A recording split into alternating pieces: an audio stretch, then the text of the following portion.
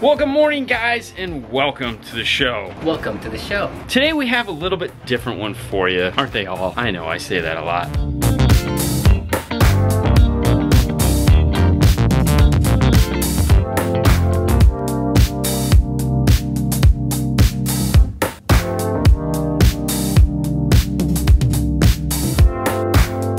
Today we're going to talk about fandom, being a fan of car audio and like the collection of stuff, car audio stuff. All of us have that collection of amplifiers that we wish we still had, we wish we could buy now, we have now, and we covet those products so well. Case in point, this guy right here on the wall. When I was a wee young stereo lad, I never thought I'd have one of these guys hanging on the wall. And for those of you that don't know what it is, the Kicker Warhorse. It's 10,000 watts of old school power. I say old school power because, well, 10,000 watts nowadays, I mean, that's like 50,000 watt footprint right there. But there's certain things that we like to collect, and well, I'm no different. I have amps I like to collect. Here's an old school first generation Orion 225 HCCA. I have its bigger brother at home that I am super excited that I have. And then I just got this guy, the Orion Beast. The XTR 2250. This is just a heatsink, but I don't care. I just want this. This is what I want. I'm gonna clean this guy up, fix that, make it look brand new, and hang it on the wall because this brings back memories. Now, they've had many different versions of this amplifier. In my day, it was an SX Series 2250, and it didn't say Beast on it, but it was the Beast. I'm super excited to have this piece of history from my life in my hands. It's so awesome. And then, take it back to one of the first Orion amplifiers I ever had. Like, it introduced me to it. And the funny thing is I actually have the amplifier I had to trade in to get it. This is the Sherwood 240. I had this and I had its smaller brother, and I traded both of those in to get my hands on this guy, the Orion 280 GX. Oh yeah.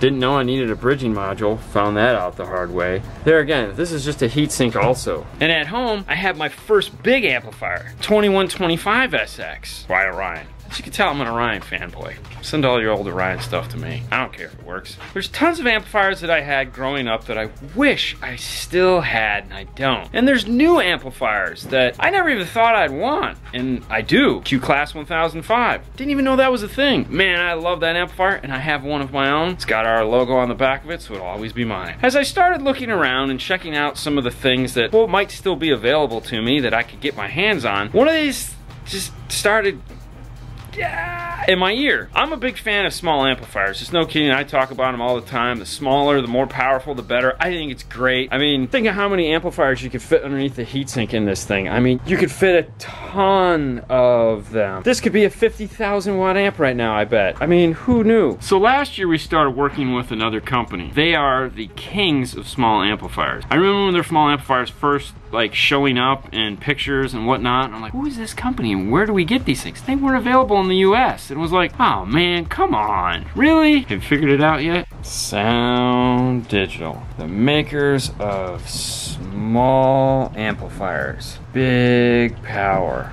This was our first dive into the product. And as soon as we started working with them, I was like, I remember it. That's that company that made that really cool amplifier that I wanted to get my hands on because it's just cool looking. Big surprise, I got one. Let's take a look. How many amplifiers have you seen that come in a box that you can hang on the shelf? Not many. I mean, look at this thing. Look, it's so tiny. You would never suspect this to be an amplifier. This is a 1-ohm version of the amplifier. Let's open it up and take a look inside. Now the model number on this is the SD250.1D. And they had a whole series of these. But I really wasn't worried about which one I got. I just wanted one. This was the only one that was actually still in production, and you could buy it even today.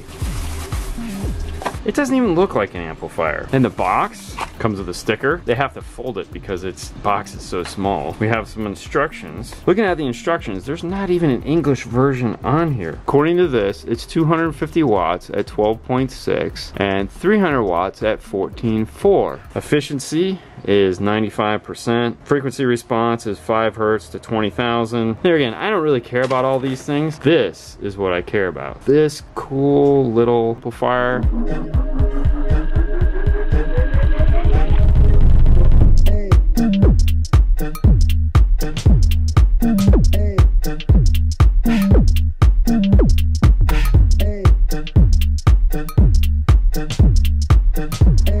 This is a full range Class D amplifier. Level control here, single RCA, crossover, 12 volt input, remote input, ground input, speaker output.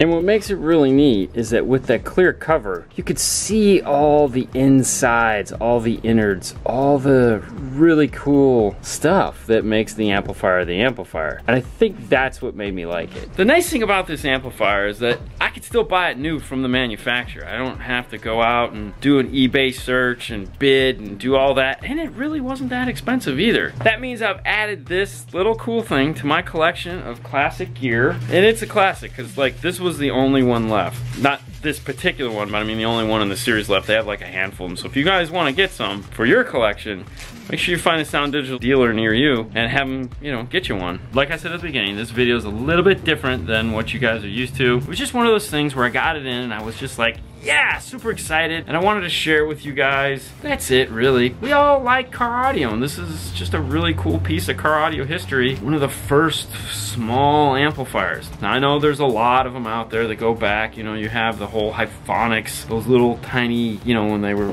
cut a heat sink into like thirds, and you had, this is one I can actually get my hands on, and it still works. It's brand new. Pretty cool there. Not that I'll ever use it, but, well, that's it. Fernando? On to the next one, guys. You guys have a great day as always. We'll see you later next time. Bye. Bye.